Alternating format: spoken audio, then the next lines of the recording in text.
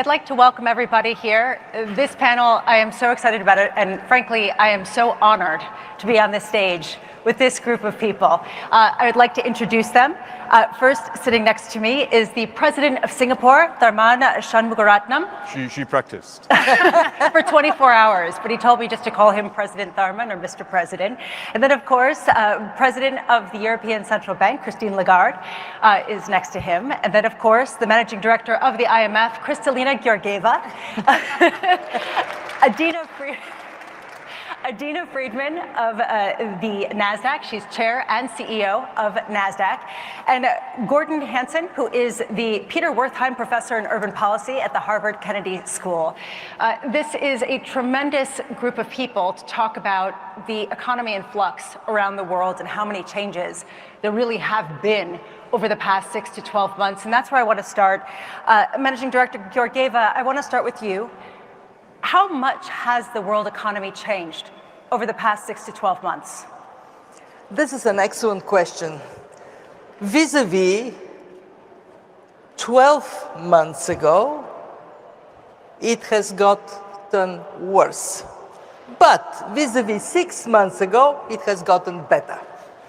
So what is our story? Our story is when we were here in April, there was a big trade shock and tremendous uncertainty of what the impact may be.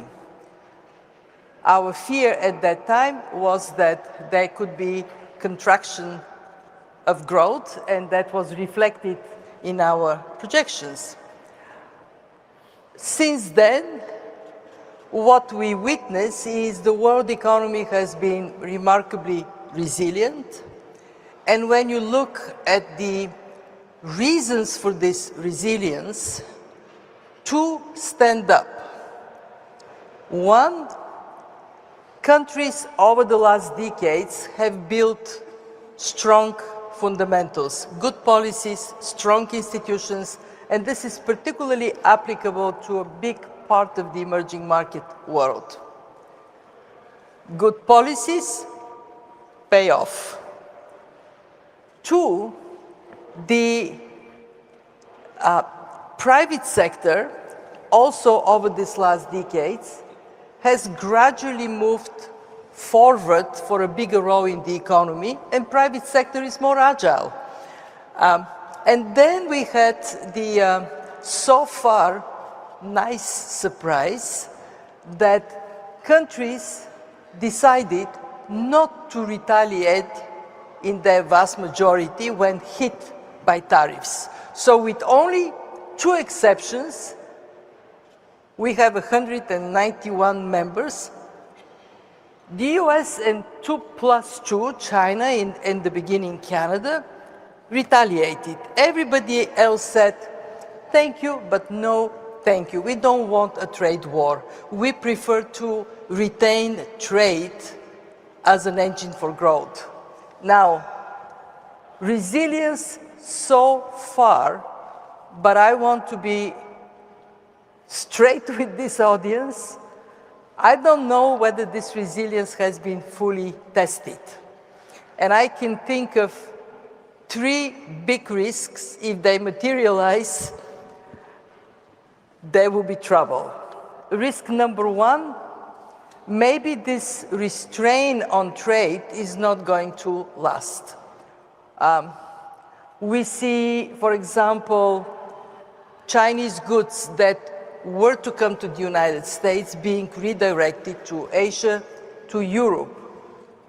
Would that be managed still with patience, or there could be a down spiral of tariffs? Two, financial conditions. They're wonderful. That's actually another reason for resilience. There is access to money, there is access to capital, but that has led to stretched valuations, especially in AI investments. Huge enthusiasm, AI would lift up productivity, but what if it doesn't? That could lead to a shock. And the third big risk, as always, is the unknown. We learned over the last years since COVID think of the unthinkable. I don't know what the next shock is going to be. I don't know when it is going to come, but I'm pretty confident there would be one. And then we are tested. There's a lot to unpack there. President Thurman, I want to go to you just to talk about what your experience has been as the head of an open economy in Southeast Asia during this period in terms of what you've observed and how much has changed in terms of trade flows and the consistency that people feel like there is from policy. Well, I think this is a setback. It's a setback for Asia as a whole. It's a setback for the Southeast Asian nations.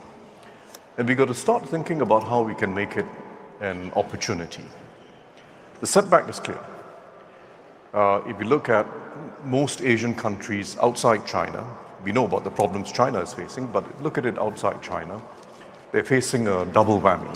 There's the US tariffs on the one hand, which will itself have a fairly significant impact. There's also the diversion of Chinese exports from the US to other Asian countries and to Europe, which Kristalina just mentioned. And then there are two other, I would say, underlying forces, which are also reducing the tailwinds that were in favor of growth in Asia. One underlying force didn't start with the US tariffs, but is now picking up steam, is the onshoring of investments into both the US as well as into China. China is also onshoring investments and going for more self-sufficiency. And a second underlying challenge, I would say, is that a lot of Asia's growth rested on a US-China trade corridor. And as that corridor thins, as it thins out, we've really got to find a substitute for it. This is where I come to the opportunity. If the US is going to reconfigure trade, we've got to reconfigure trade as well. We've got agency. The middle powers and the smaller nations of the world have agency. Just think of what's possible.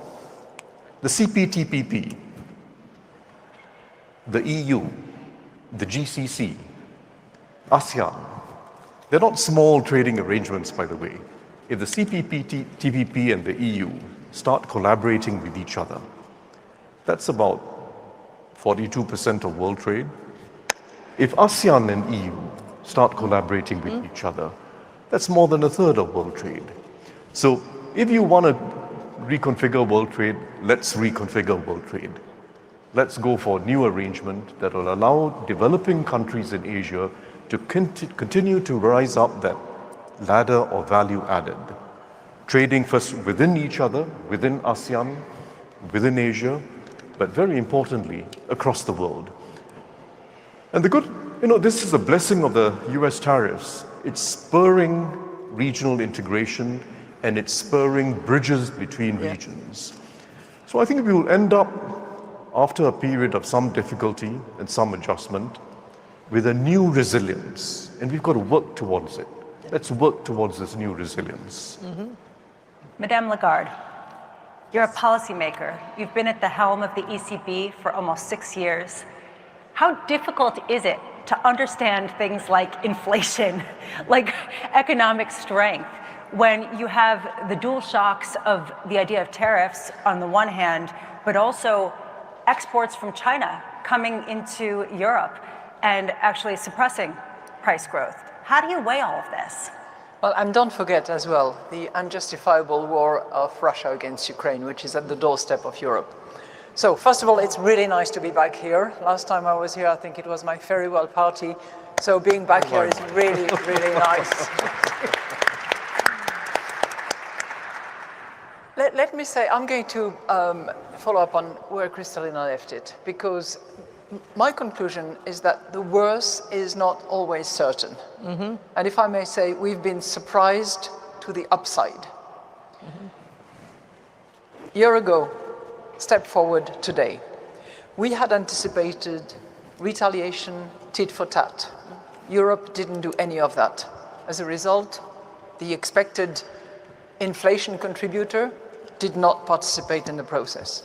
On the exchange rate front, we expected euro to depreciate, and the dollar to appreciate. What did we see? Exactly the opposite. So it was no imported inflation as a result. And on the third point, uncertainty, we had uncertainty, granted, but eventually this driver was not as bad as we had anticipated. So because of all that, our monetary policy was not confronted to the traditional trade-off between stalling growth and rising inflation, number one. Number two, the risk to growth and inflation eventually narrowed and were far more balanced.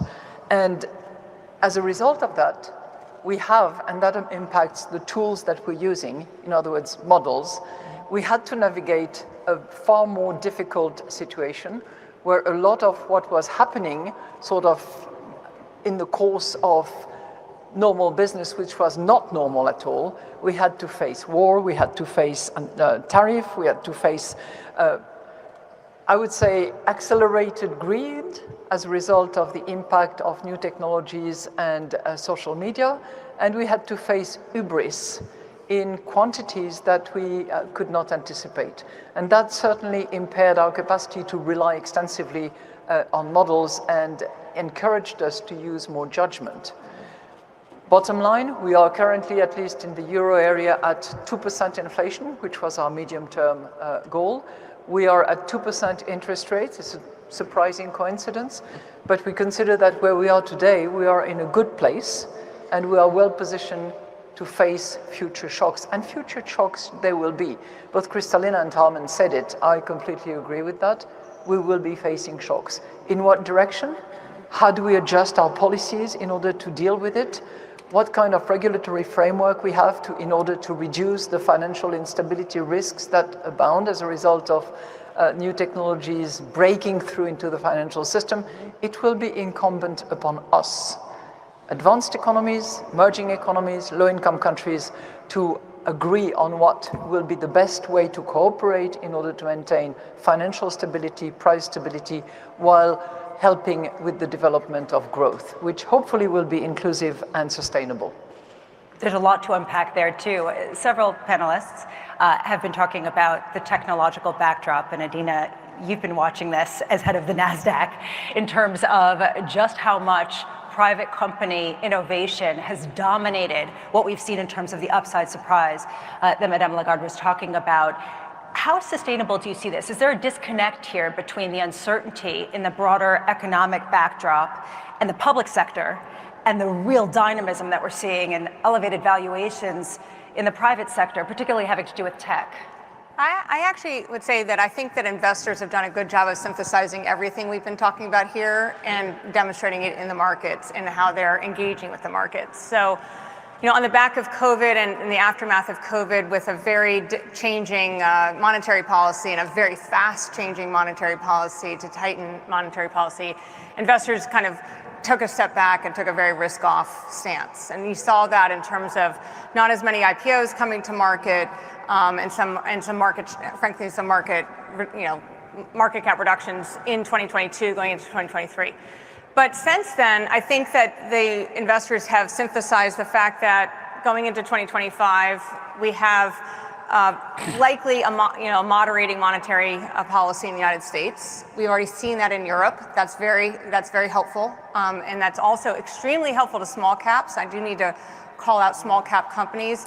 You know, going from that change in monetary policy, small cap companies are facing a situation where 40 to 45% of their earnings are going to paying interest expense right now. Mm-hmm. So they just cannot reinvest their capital to grow. They're having to use their capital to pay off debt or to manage their debt, and that's very constrictive. So as we are seeing some changes in monetary policy, you're seeing the small caps starting to lift up as well. But the rest of the market, in particular the large caps, have had an incredible environment around them.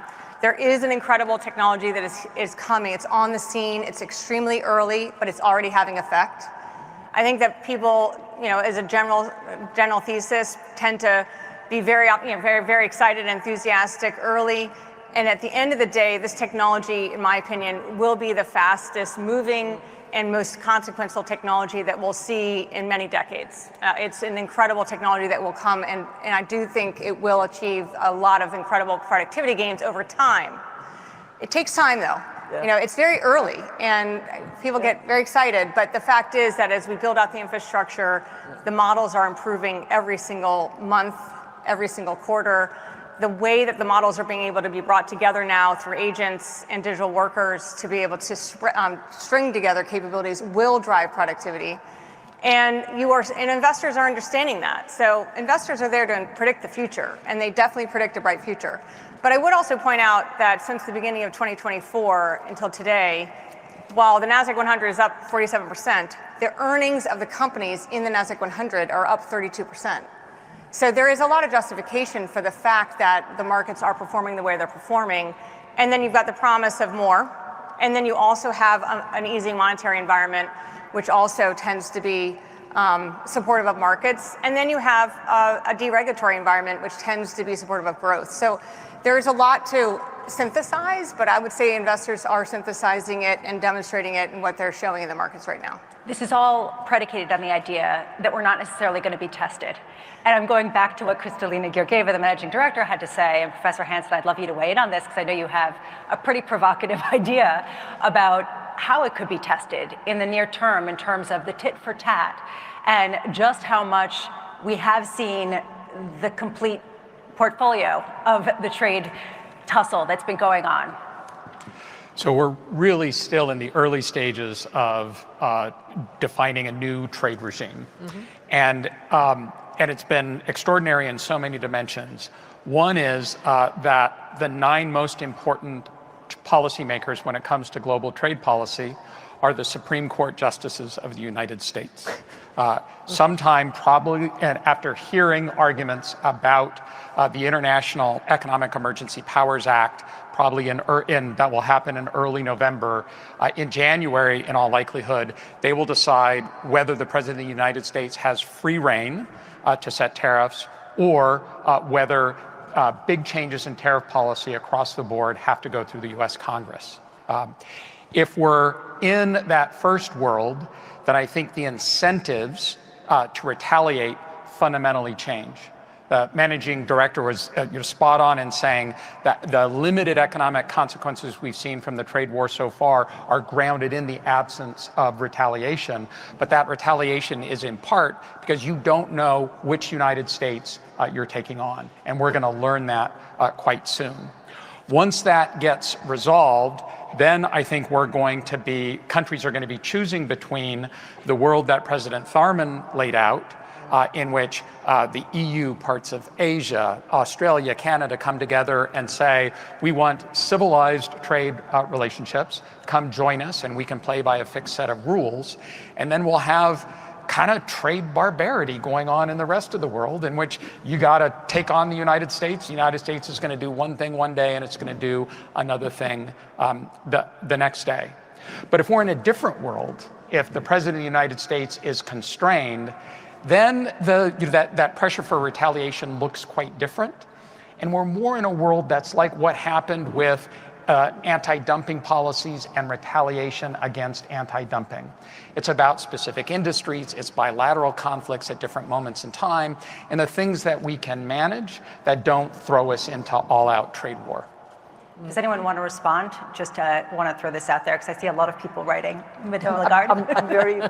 I'm delighted to pick up on your 2 points because I think it describes exactly the policy of the European Union. The 2 things that are happening that have been awoken, if you will, by the uncertainty of which administration we're dealing with. Number one, there's been significant public investment and a drive towards beefing up defense in particular at both public and private level. So that's a boost that is coming from investment and development of activity. And the second one, which is obvious, it's an acceleration of the negotiations that were underway at a slow, laborious way with quite a lot of partners, specifically in Eastern Asia, but other countries of the world as well. So our trade secretary in Europe is actively engaged in exactly that movement, just in case.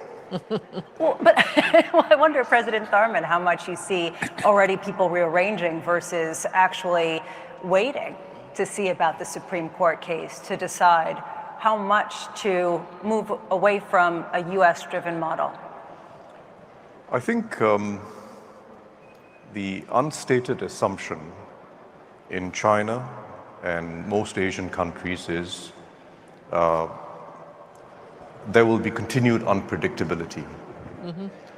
There has been a step change in the whole regime of global trade.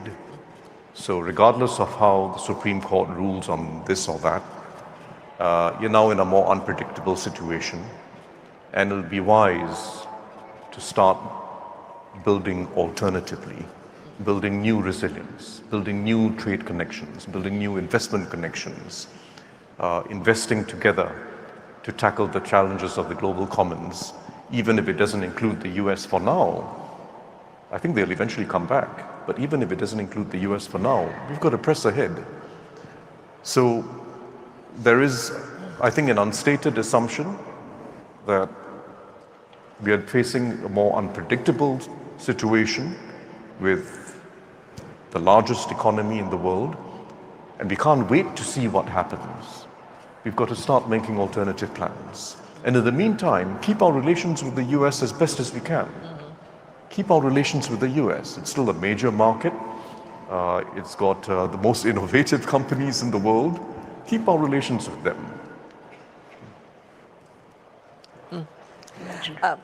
So my experience over the last almost a year is the following.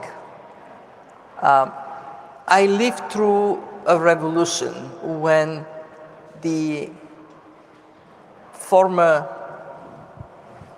Soviet bloc collapsed and countries moved from non-market to market economies. And I can say that the transformation that we are observing is quite significant. So I'm not sure we will go back to the world we came from of fairly orderly multilateralism. But it doesn't mean that we would be moving forward in a world that is not based on international cooperation, just because we are bound to cooperate in different configurations in a different manner than before. Any place I travel in regions, I hear the same message. You, IMF, help us to think through trade integration, financial integration. We are talking here about trade, but there are also capital markets, there are financial, the EU is of course much ahead of everybody else. And that, as President Arman said, this move towards collaboration within regions, I was in the Gulf Cooperation Council, is moving very rapidly in trade integration and is talking very seriously about financial integration. The same is in ASEAN. Central Asian countries, they used to be not too comfortable working together. They're now looking for opportunities to work together. So that is going to happen, and then these groupings, then they would collaborate across borders. The EU is very active in reaching out. And some of these relations would be more stable and some would be less stable. Therefore, we have to get accustomed to some inefficiency in the way we cooperate, but cooperate we will. And my last point on this, where we are headed, is this notion of uncertainty. I actually think that we are now in an era in which uncertainty is the new normal. We are not going to have the comfort of predicting, 5 years ahead what is going to happen. And you see a little bit, and I would be interested in Christine's view on that, you see a little bit of this impact of uncertainty on the trajectory of gold and also on longer term yields. People are saying, okay, you want me to lend you money for 10 years, 15 years, 20 years. God knows what would be then, you need to pay me more. So that, I think, is something that policymakers here may not be comfortable with, because certainty is preferable. But I think we should embrace it and say, hey, that opens up more opportunities, because there are multiple combinations of relations that could be winning relations. Yeah, I mean, we operate markets in Europe as well, and I would say that what's happened over the last year has been an enormous catalyst for Europe to come together and think differently about what can be in terms of financial cooperation, and bringing the savings and investment union construct is a new, it's a new energy around how do we actually bring Europe closer together? How do we unlock the potential of this enormous economy? And what I've found is, as you go around the world, you're hearing that in other parts of the world too. We provide technology to about 140 markets around the world. So we speak to the capital markets and the governments all over the world about what they're trying to do. They ask, of course, how do you create this innovation economy? And there are lots of things, and I think we'll talk about that, but it's very possible. And people are thinking differently about what they're taking agency, as you said, in terms of what they can do with their own economies, how they can spur their own growth, how they can collaborate and cooperate across borders in ways that weren't before. And personally, I think in the end, that will result in a stronger world.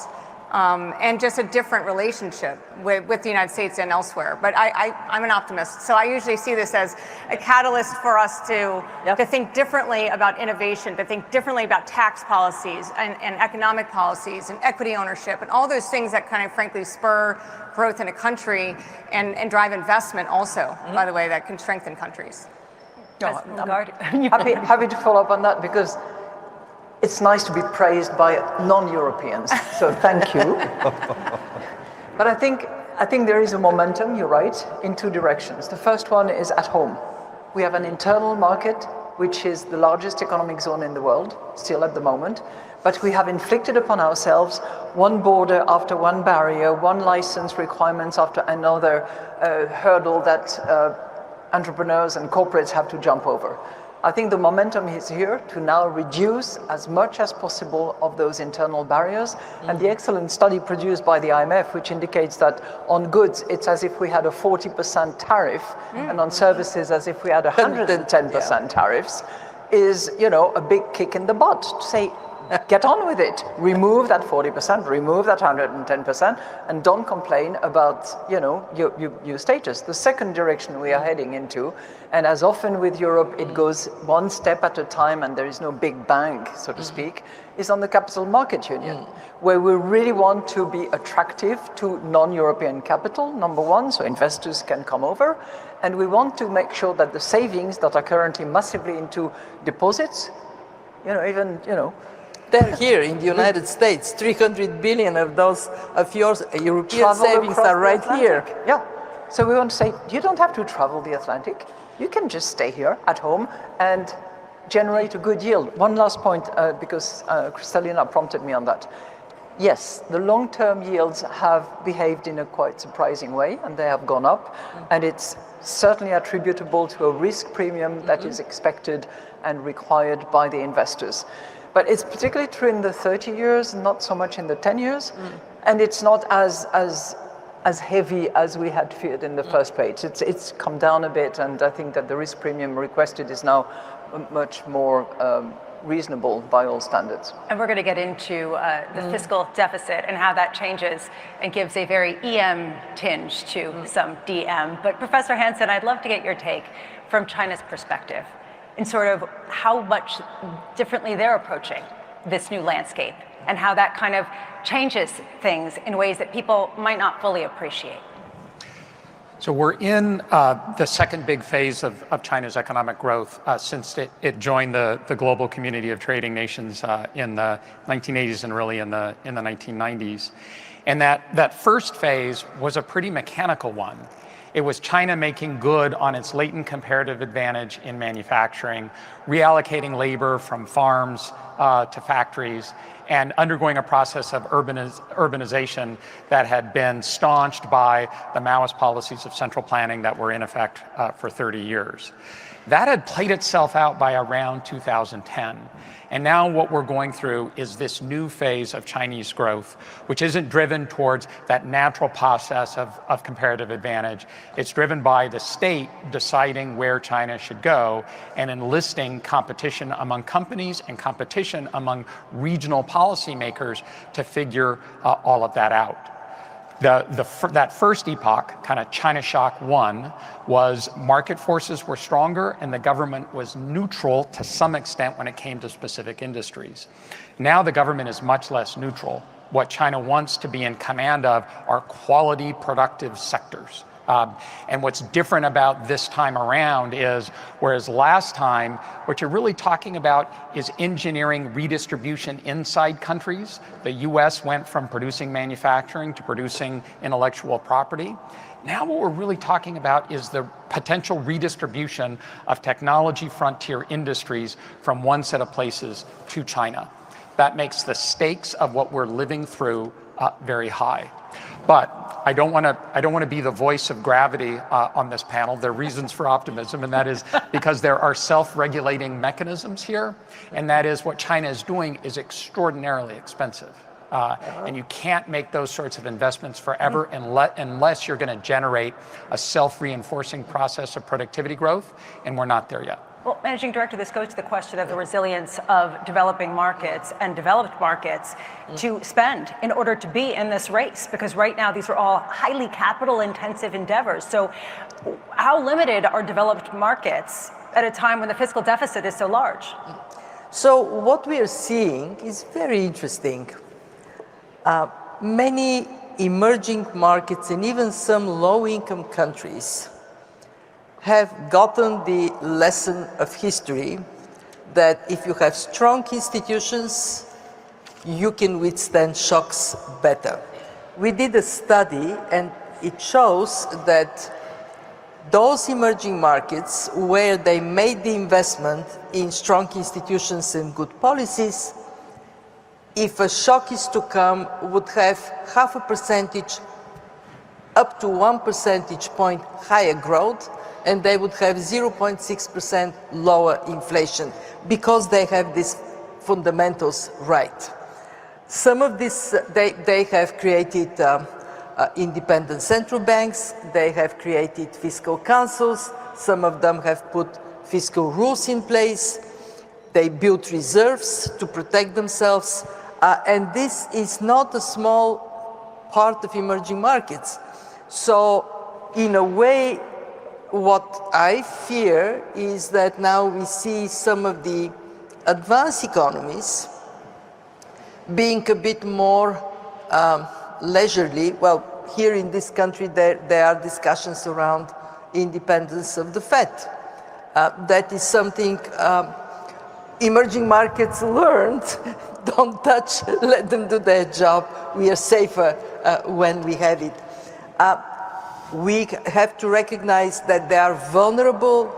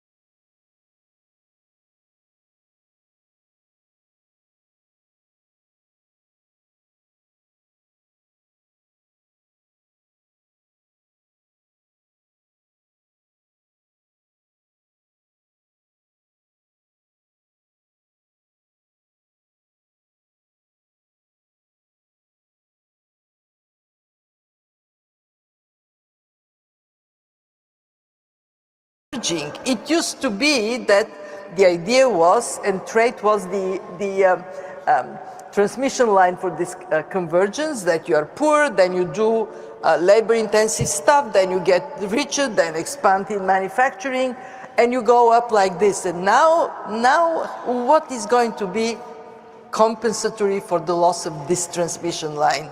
And Tarman, I would urge us, when we think about configurations for the future, to also think about this, because it is morally right, but also because it is in our own self-interest. If we have a diverging world, it would be a more insecure world for all of us. Can I add just one word? Yeah. Because there is a great study that you did at the IMF, which shows as well that trade is conducive to innovation. If we put a brake on trade, we're just shooting ourselves in the foot when it comes to innovation, and productivity is one thing that we absolutely need. There was a lot to unpack there, and President Tharman, on the independence of a central bank point of view. How independent can a central bank get, in your experience in monetary policy and as an economist for many, many years, if the deficit gets to a certain level? Well, I think it's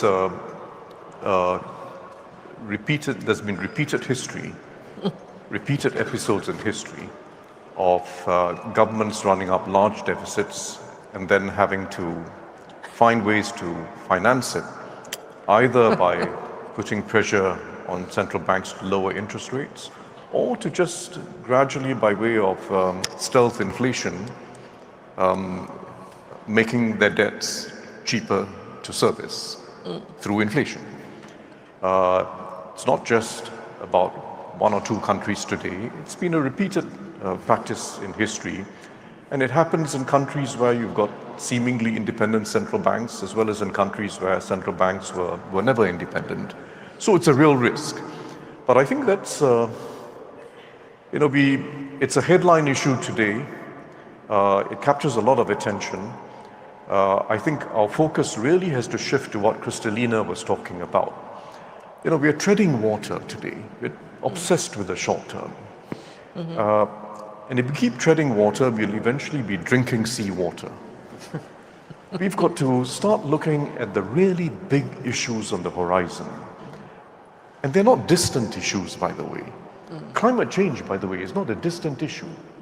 It's about insurers today deciding that some states are uninsurable and many homeowners are uninsurable and will not be able to get their mortgages.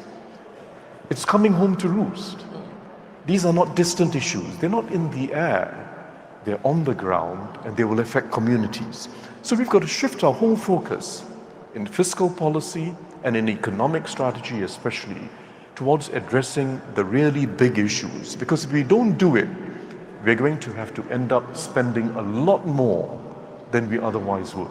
So even from the point of view of just fiscal prudence, it's better to repurpose fiscal spending and repurpose revenues today rather than have to drink seawater in future.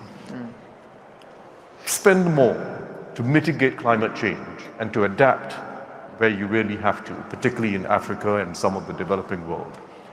Spend today with really what are limited allocations of resources to prevent the next pandemic or to make it much less hurtful when it comes, much less hurtful to human society. It's very sensible thinking. Spend today to help the developing world become a source of demand for the rest of the world, to grow the global middle class. Not a huge amount of money required, just a fraction of the surplus savings that today goes towards funding rich countries' fiscal deficits, which is where most of the surplus savings in the world go. Just a fraction of that. Whether it's through aid money or through the World Bank and the MDBs, or by working with the private sector and adding a little bit of a public guarantee. Right? Not a huge amount of money, but the bang for the buck that comes from addressing the really big issues is significant compared to the way we're just treading water today. So repurpose fiscal strategy. When Christine first took over as managing director of the IMF, And I happened to then be the chair of the IMFC. I was thinking back, Portugal was such a success story. They started off in a mess. They ended up 4 years later, not 10 years later, 4 years later as a success story. They repurposed both revenues and spending. They cut spending on education and health, and it may appear, oh, terrible, austerity is going to lead to hardship. What happened? The educational performance caught up with the rest of Europe. Their health performance caught up. They ended up cutting 6% of GDP from their primary fiscal deficits, and they became a vibrant economy. They expanded their social safety net for the poor. So they repurposed spending away from the middle class and the upper middle class to the poor. They cut out the waste in healthcare spending, which, by the way, is a huge issue in the US and most of Europe still today. Huge issue. If you've got a back pain, they send you for imaging. If you've got a headache, they'll send you for imaging. There's just huge waste in healthcare. So think about repurposing healthcare spending, repurposing social spending in general, taking care of the poor, taking care of social mobility, and then using the resources that are freed up to address the really big issues. Think like the insurers do. Insurers have no time for ideology. They've got their bottom line, and they're starting to price very differently climate change. But act like venture capitalists. Think like insurers, but act like venture capitalists. Take risks and invest for the future. I think the recipe that Tarman is giving would also address the immigration problem, which is a recurrent issue the world over in advanced economies. Repurposing fiscal, investing in the right place, making sure that both from climate change, poverty, people in those low-income countries are protected, will also address immigration in a big way. I also, just to add to that point, when you think of the power of the capital markets to also be an agent of innovation around those issues, I also think about every country has the potential to have a vibrant capital market. I mean, it's not just, you don't need to be an enormous economy to achieve that. And one of the examples that we like to point out is Sweden. It's a country of 10 million people, and it has an incredibly vibrant capital market, but it's not because the technology is great, which we're part of that, so we like it. But it's really because of decades of work by the government to establish a whole policy regime that encourages private investment. So it encourages equity ownership of the citizenship of the country, with really great intentional financial literacy programs, tax policies to have low tax savings accounts, bankruptcy laws that allow people to try and try again, an innovation economy that really encourages and spurs on the university systems and others to invest in innovation alongside the private markets. And as a result, if you look at Sweden, it's got 56% of the citizens in Sweden own equities. The only other country that has anything like that is the United States. Yeah. And it's more than double what the rest of Europe has. And then the second is you've got this pension system that really invests very heavily in the domestic markets, which is also another pool of capital that comes in that also benefits citizens. You also have these low tax savings accounts that have been incredibly effective in Sweden and in Japan in spurring equity ownership. And you have, I would say in Sweden over the last 5 years, have been 233 new issuances on the Swedish stock market, which is only second to the UK in Europe. And it's been a lot of small to medium enterprise businesses in addition to some of the large caps. We've had $6 billion raised in the Swedish markets this year, which is more than double any other country in Europe. So it's a small country, and it's becoming a more diverse country too, and yet it still has this whole system that is created that allows for that innovation economy to grow. And I always say, people can solve these challenges when they think long term, and then that innovation can go towards, a lot of the innovators in Sweden do go towards climate change, do try to address the bigger problems. So it's a really interesting model to look at as the IMF or as the World Bank. Professor Hansen, I'm not saying that you're going to serve as sort of the wet blanket. But I do want a reality check about what actually is happening, and that a lot of funding has moved away from some of these things, right? I mean, it's sort of, whether it's climate change, whether it's international investments, because there is a prioritization of spending on the AI race, on some of the other technological infrastructure that is crucial for this. I mean, how much do you actually see those flows taking place that really helped places like Sweden and Portugal? So I think one way to think about it is, in addition to maintaining macroeconomic resilience, which we've learned how to do painfully over the past 40 years, but independent central banks and well-managed fiscal accounts and what the IMF preaches to the rest of the world, we've wasn't easy, but we figured it out. What we've had a harder time figuring out is how we achieve microeconomic resilience. What do I mean by that? That's the ability of an economy to move capital and labor from doing the thing you were doing to the thing now you need to do, and figuring out what that thing is. On the capital side, well-functioning capital markets are important, especially that feed into the formation of young small businesses. The labor side is where we really mess up. And we've learned this over the past several decades when we have looked at how economies have adapted to the loss of manufacturing. This could be the China trade shock, it could be technological change, could be changes in the regulatory environment. And the issue isn't what are college-educated folks doing, it's what are folks with a secondary education, or what are folks with some college education. In the US, that would be community college. An example of how to do this well is what Costa Rica did. Costa Rica felt its world changed in 1996 when Intel decided to go there, and all of a sudden it brought electronics manufacturing. Then a couple decades later, Intel decided, no, we're getting out of town. In the interim, Costa Rica had invested in technical training and English language training in high schools, which made its labor force resilient to that sort of shock, and was able to sustain production in semiconductors, expand into medical devices, and keep the economy moving forward. Yeah. We've learned lack of resilience by what has happened in the United States. So if we think about adapting to climate change, we think about adapting to AI, the other shocks that are coming along down the lines, we need to make sure we have the investments and the institutions in place to help us redeploy labor. Otherwise, we're going to pay the price, like a similar price that we paid for the adverse adjustments to manufacturing decline. And actually, I'd say in Costa Rica today, a lot of software businesses have teams in Costa Rica. English language is one, as you said, the technical education and the ability.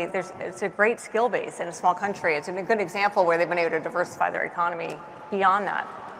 President Thurman, I know that you've had a lot of experience, and Singapore is rated very highly in terms of AI adoption in particular. What's sort of the recipe there that you've seen? And you were Minister of Education for a period of your life. Yeah. What haven't you done? Best time of my life. But just to follow on from the point that Gordon was making, why is it Sweden? Why is it Costa Rica? Why is it Singapore? Why is it Chile? Because we are countries which have very little room for complacency. We're small, always a little bit vulnerable. We have just very little room for complacency. So the reason why we go for resilience, the reason why we act early, the reason why we act with a certain robustness to prepare our workforce and to help anyone who's displaced by technology or competition, is simply that sense that we have very little room for complacency. And I think we're now in a situation, because of the AI revolution and because of the uncertainties we now face globally in world trade and investment, where large countries have to start thinking a little more like small countries, recognizing that there's very little room for complacency, and you're just so much better off if you act early. And if you act quickly to help someone who's displaced and a community that's displaced. Sweden, 90% of workers who are displaced in Sweden end up back in a job within a year. And it's not by any magic, it's not a new economic formula, it's getting going, just getting going with it. Bringing the employers in to talk to training institutions, looking at where the workers are and what pool of skills they already have, what skills are adjacent to the skills they have which they can move into, and getting them new jobs. Not anything magical, not a whole new economic formula, but a sense that you can't be complacent, and you've got to move early. Madame Lagarde, one theory out there is that central bankers, particularly in the developed world, should err on the side of running the economy hot in order to facilitate this type of economic backdrop where people can get jobs. There is a theory that if you're going to err on one side or the other, it's better not to have a group of people that are left behind for a cycle, especially at a time of such technological transformation. What do you think about that? Well, the purpose of monetary policy is certainly not to put people on the dole and to get them unemployed and redundant. But the purpose of the monetary policy that I have to put in place with my colleagues is focused on one priority, which is price stability. We have a single mandate. It's a primary objective. We also look at all sorts of other factors, including the economic purposes pursued by the other institutions, the employment situation, what have you. But the primary objective that we have is price stability. And that's the way in which we, procure this environment where fiscal policies, where other policies can be deployed with a degree of certainty about what is the future. So we do manage that as closely and as well as we can to procure that stability. Should it be a dual mandate, central bank? I don't ask myself that question. I've got enough on my plate, thank you very much. And I do what I have to do. I'm wondering, from your standpoint, Managing Director Georgieva, this idea of how to create resilience and frankly, faith in institutions at a time of such transformation.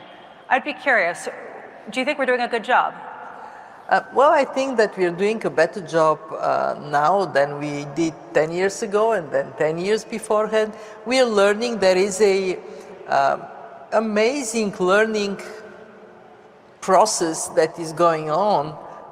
And my conclusion of what I have experienced in my life, what I experienced in this institution is threefold. One, keep channels of communication open with others. Whether you agree with them or you don't agree with them, make sure that there are opportunities so you can pick up on something that may matter to you. I think of the IMF as being par excellence place where we keep channels of communication open. 191 countries, they come, they talk with each other. Make it as non-provocative as possible. I'll tell you one thing I communicate when the members come. My message is, leave your trade wars, your cold wars, outside. Come here, let's talk about the economy. How can we do better for people? My second conclusion is, Tarman is right that countries that are faced with more constraints may be actually more active, but I think there is one more ingredient, and it is leadership. You have countries in similar situations, and one does much better than other. And you look under the hood of these countries, very often, more often than not, there is leadership. And the third conclusion I draw is that there are certain things we know. We don't have to discover them, we know them. We know that fiscal buffers protect you when a shock comes. We know that transparency in institutions, accountability to people, make it more likely they would make good decisions. We know that when we provide people with opportunity to learn, they can adjust to a changing environment. So there is a menu of things we know. And then the question is, how do we make sure they get done? And then we hit the toughest component of all, common sense. The most common thing about common sense, not very common. We don't do so many stupid things just because we refuse to be sort of honest with the reality that's around us. Adina? So, we've thought a lot about what's been happening with this technology and where it's going. And as you think about the last 20 years or 15 years, the world had to deal with an economic shock of the financial crisis that resulted in most of the developed world and the developing world building out resiliency, building out institutions, putting a lot of, I would say, gates in the gears to make it so that we could have more safety and more security in the financial markets and in the economies. But we have this technology that's an unstoppable force that's coming. And I would say that at this point, with that level of transformation from this incredible capability that's on our doorstep, we have to move to a time of agility and adaptability. Yes. Absolutely. And so we have to look at what's made us so resilient. There are a lot of things. I mean, I will point to the US markets for a second. I mean, we are hyper resilient as a system. The US equity markets, we're all interlinked, we're networked, we have failures, we've had mistakes, and so we've all figured out how to make that resiliency work and handle an immense amount of volumes. You're seeing huge volumes and huge shocks in the system, and they were all being handled and absorbed. So that resiliency is there. But now it's a time to say, okay, on that basis of that foundation, what do you really need to have to remain resilient while becoming adaptable?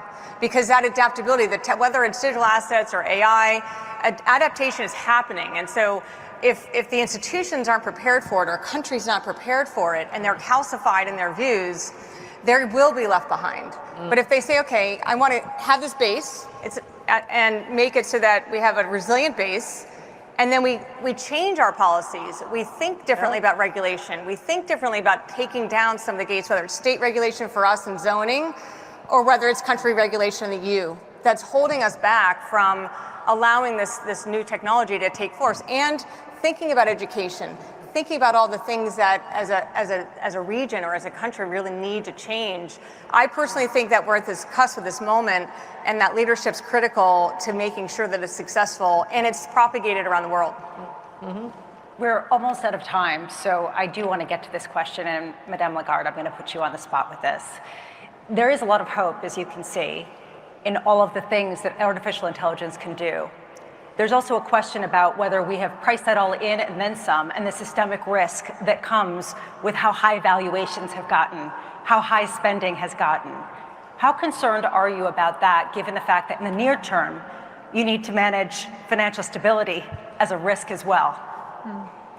Well, I agree very much with some of the points made by Adina, but I was also thinking that this should not happen at the expense of financial stability.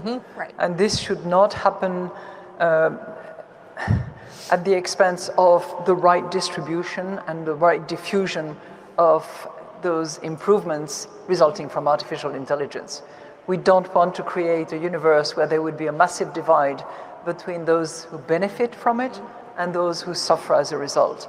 So I think when it comes to policymakers, we have to be very careful that those two factors are taken into account.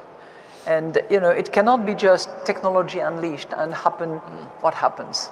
I think policymakers have a key role to play. So I want to say here, we all give a round of applause to Madame Lagarde for saying financial stability matters, because we are in the house of financial stability. Bravo. Well, that's a good place. And I completely agree with your comments. Madame Lagarde, definitely. Well, I just want to thank you all so much for taking the time. This has been a tremendous privilege for me, and I'm sure everybody in this room, as we all try to grapple with the reality of Brexit. Thank you.